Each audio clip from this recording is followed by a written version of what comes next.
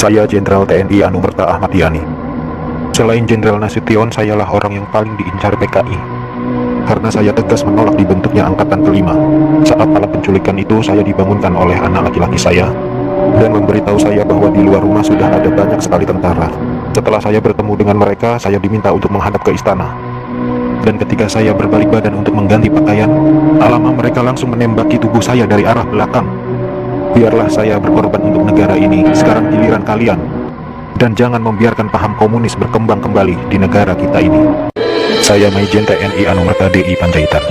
Saya menjadi target operasi G30 SPKI karena keberhasilan saya dalam menggagalkan penyelundupan senjata dari RRC untuk PKI guna mempersenjatai buruh dan tani. Pada malam penculikan itu, saya gugur ketika saya sedang memanjatkan doa.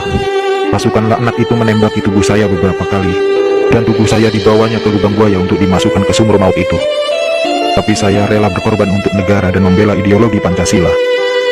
Salam cinta saya untuk negara tercinta ini, dan untuk anak istriku serta keturunanku, semoga Tuhan selalu memberkati. Saya Kapten Anumerta Pierre Andries Tendean. Saat operasi Dwi Kora, saya mendapat tugas sebagai intel. Setelah operasi itu selesai, saya dipanggil untuk bertugas sebagai ajudan Jenderal Nasution.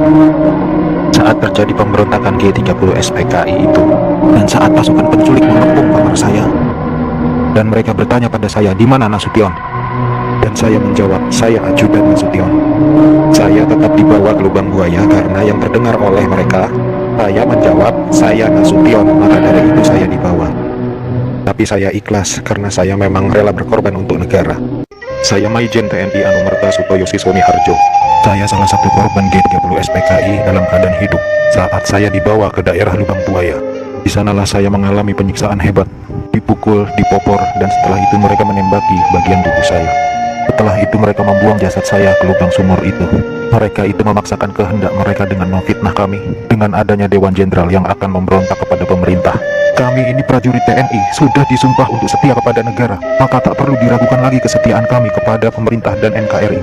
Komunis-komunis itulah pemberontak yang sebenarnya. Saya Aibda Anumerta Karel Satsut Tubun.